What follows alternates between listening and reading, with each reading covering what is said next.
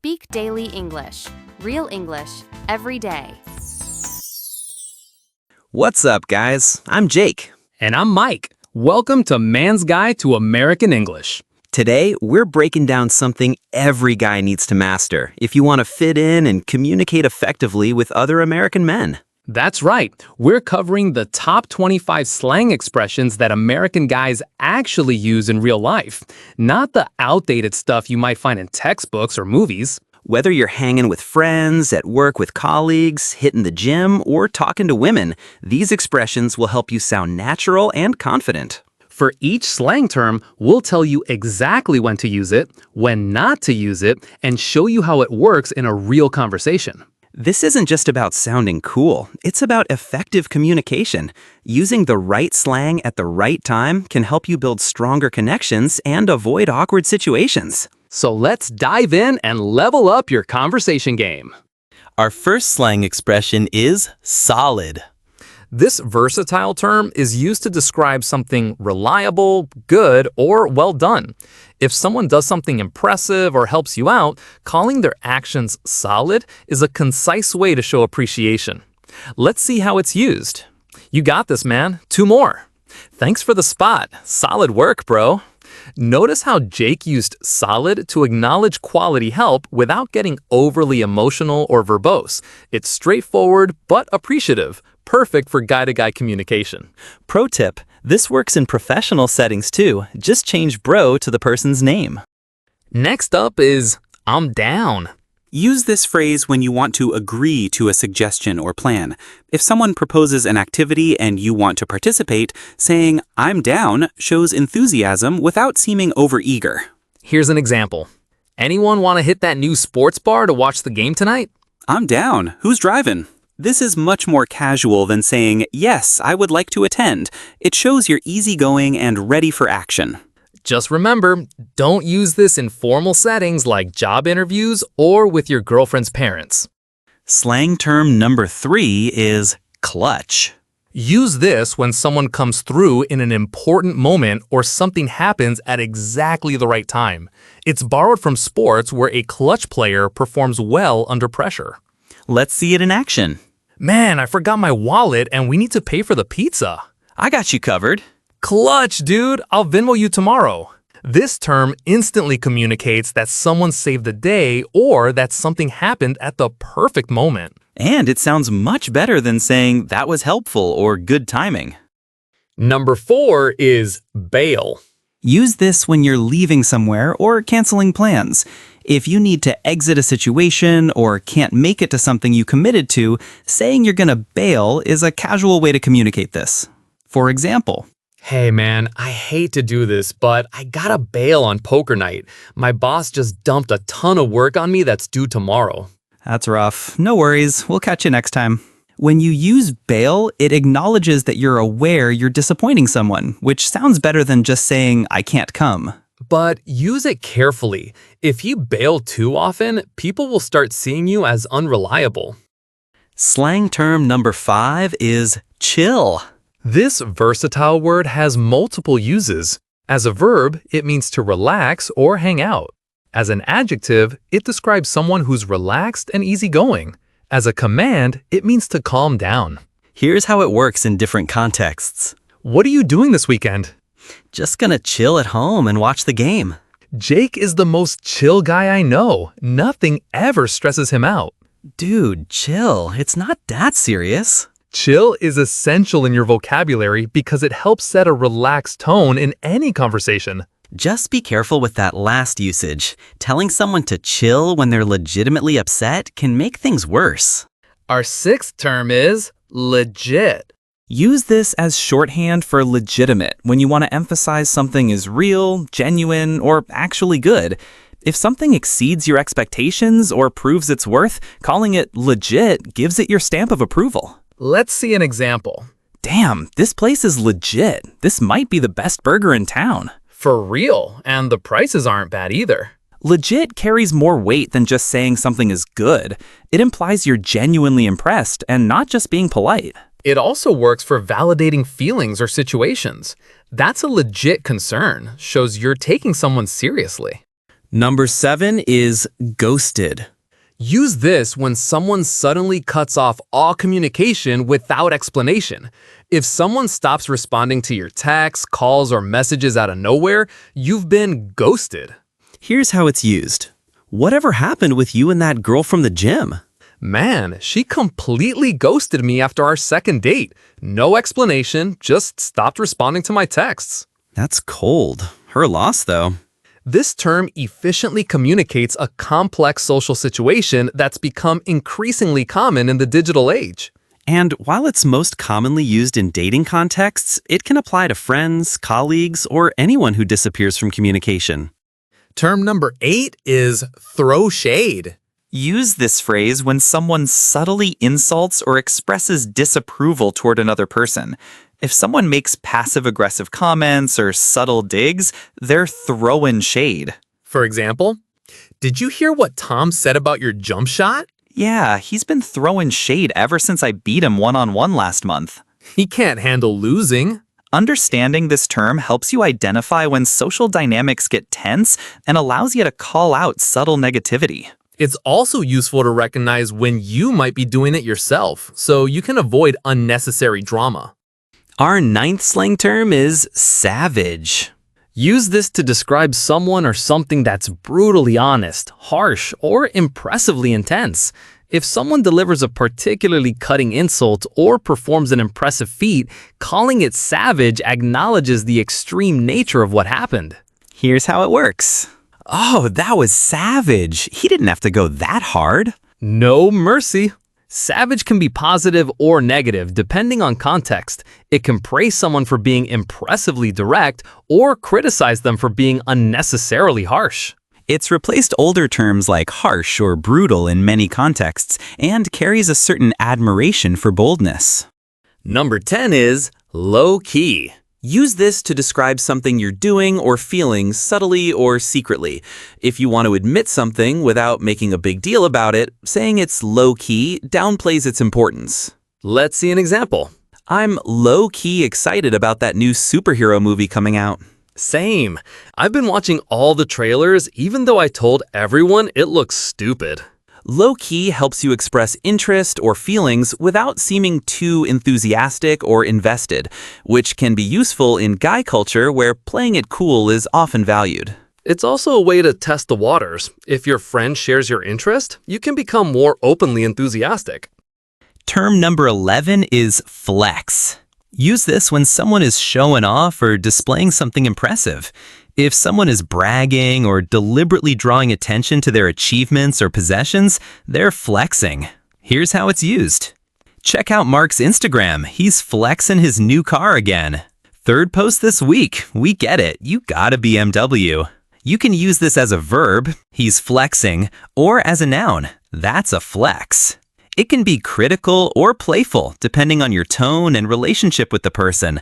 Sometimes guys will even announce weird flex, but okay, when someone brags about something unusual. Our 12th term is salty. Use this to describe someone who's bitter, angry, or resentful, especially after a loss or disappointment. If someone is visibly upset or complaining about something, calling them salty points out their negative attitude.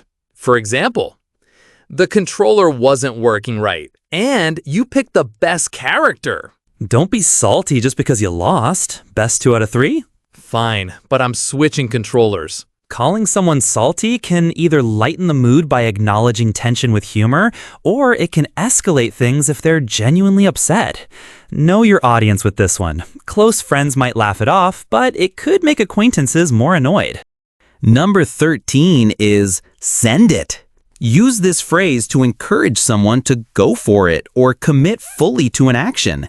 If someone is hesitating before doing something challenging or risky, telling them to send it pushes them to commit. Here's how it works.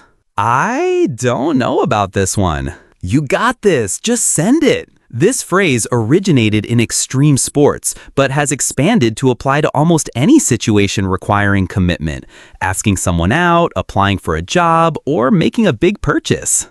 It's the modern equivalent of go for it, but with more emphasis on full commitment and less room for hesitation. Term 14 is basic. Term 14 is basic.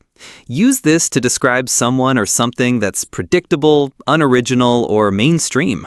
If someone follows every trend without individual style or thought, they might be considered basic. For example, check out all the basic people waiting for their pumpkin spice lattes. Says the guy who posts gym selfies every Monday. While this term started as purely critical, it's evolved to be more self-aware. Many guys will jokingly admit when they're being basic themselves. Just be careful. Calling someone basic can come across as judgmental, so it's usually safer to use it for situations or behaviors rather than specific people. Number 15 is sus. Use this as shorthand for suspicious when something seems off or questionable. If someone's behavior doesn't add up or a situation feels wrong, calling it sus flags your concern. Let's see it in action. So he said he couldn't come to the game because he was sick, but then posted stories from a party that night. That's sus. Why wouldn't he just be straight with us? This term got extremely popular from the game Among Us, but has fully entered everyday speech, especially among younger guys. It's useful because it allows you to express doubt without making a direct accusation, which keeps conversations lighter. Our 16th term is crash. Use this to ask if you can stay at someone's place temporarily. If you need somewhere to sleep for the night, asking to crash at someone's place is casual and common. Here's an example. My flight got canceled. Any chance I could crash at your place tonight? Hotel prices are insane. No problem, man. The couch is all yours. I'll leave a key under the mat. This term implies temporary, informal accommodation and carries the expectation that you'll be low maintenance as a guest. It's much more casual than asking, "May I stay at your residence?" and signals that you won't be demanding as a guest. Relaxed but authoritative is lit. Use this to describe something that's exciting, excellent, or intensely enjoyable.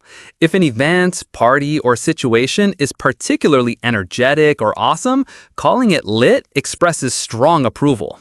For example, how was the concert? It was absolutely lit. The crowd was wild and they played all their best songs plus some new material. While this term has been around for years, it's still widely used, especially in social settings. Just be aware that overusing it can make you sound like you're trying too hard to seem young or cool. Number 18 is dude. This classic term is used as a general address for male friends, but has evolved to express multiple meanings depending on tone and context. Let's see the different ways dude can be used. Dude, I just got tickets to the playoff game. Dude, what are you thinking? I got laid off today. Dude, I'm sorry to hear that. That's rough. The power of dude is in its versatility. The same word can express excitement, warning, sympathy, or surprise, depending on how you say it. It's the Swiss Army knife of guy communication. Simple but incredibly versatile. Term 19 is on point. Use this phrase when something is exactly right or perfectly executed. If someone's outfit, performance, or execution of something is flawless, saying it's on point gives high praise. Here's how to use it. Man, this fade is on point. You nailed it exactly how I want it. Thanks. Glad you like it. This term efficiently communicates excellence without sounding overly enthusiastic or emotional. It works for everything from food to fashion to performances, anything that can be evaluated for quality or execution. Number 20 is ride or die. Use this to describe an extremely loyal friend or partner. If someone will stick with you through any situation, no matter how difficult, they're a ride or die. For example, when I was broke and needed to move apartments, Mark was the only one who showed up with his truck and helped me all day. that's a ride or die friend right there. Those are rare. This term comes from biker culture, but has expanded to describe any deeply loyal relationship. It's a powerful compliment that acknowledges someone's exceptional loyalty and reliability. Relaxed but authoritative tone. Use this phrase when you're assessing the mood or atmosphere of a situation or person. If you want to gauge how someone is feeling or how a social setting is going, you're performing a vibe check. Here's how it's used. Vibe check. Everyone seems tense. Did something happen before we got here? Yeah, Tom and Mike just had an argument. I want to keep them separated. This term acknowledges the importance of emotional awareness and social intelligence in navigating situations. It can be used seriously to assess actual moods or humorously to point out when someone's energy seems off. Number 22 is slide into DMs. Use this phrase to describe the act of privately messaging someone, usually someone you're interested in, on social media. If you're making the first move by sending a direct message, you're sliding into their DMs. For example, how did you and Alexis start talking? We matched on Tinder but didn't message much. Then I saw her Instagram post about that band I like, so I slid into her DMs to talk about their new album. This phrase has become the modern equivalent of making the first move in the digital age. It can have either a smooth or awkward connotation depending on how the approach is executed. Term 23 is clout. Use this to describe social influence or power, especially online. If someone has a lot of followers or significant social capital, they have clout. Here's how it works. Why is that restaurant always packed? The food isn't even that good. The owner has major clout on Instagram. Every influencer in town posts from there. This term has evolved from its original meaning of general influence to specifically reference social media power and status. Understanding who has clout in different contexts helps you navigate social hierarchies, both online and offline. Our 24th term is gas up. Use this phrase when someone is giving excessive praise or encouragement. If you're building someone's confidence through compliments or hype, you're gassing them up. For example, I don't know if I'm qualified for this position. are you kidding? You're perfect for this role. Your experience is exactly what they need, and you're great with people. You've got this in the bag. Thanks for gassing me up, man. I needed that confidence boost. This can be used positively when someone needs encouragement, or negatively when the praise is insincere or excessive. It's a useful term because it acknowledges the social function of compliments beyond their literal meaning. And our final term is read the room. Use this phrase to tell someone they need to be more aware of the social atmosphere. If someone's behavior is inappropriate for the current situation, telling them to read the room suggests they should adjust their approach. Here's how it's used. Dude, read the room. Everyone's stressed about the layoffs announcement. Maybe save the jokes for later. This phrase efficiently communicates the need for social awareness without having to explain exactly what someone is doing wrong. It's particularly useful in guy culture, where direct discussion of social nuance isn't always common. And there you have it, 25 essential American slang terms that every guy should know. Mastering these expressions isn't just about sounding cool. It's about communicating effectively and fitting in naturally in different social situations. Remember, context matters. Many of these terms work great with friends, but might not be appropriate in professional settings or with people you don't know well. Which of these slang terms do you already use? And are there others we missed that you find useful? Let us know in the comments below.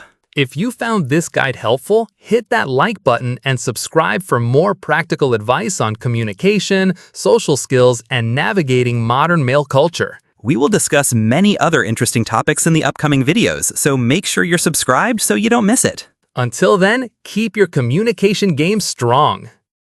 Speak Daily English. Real English every day.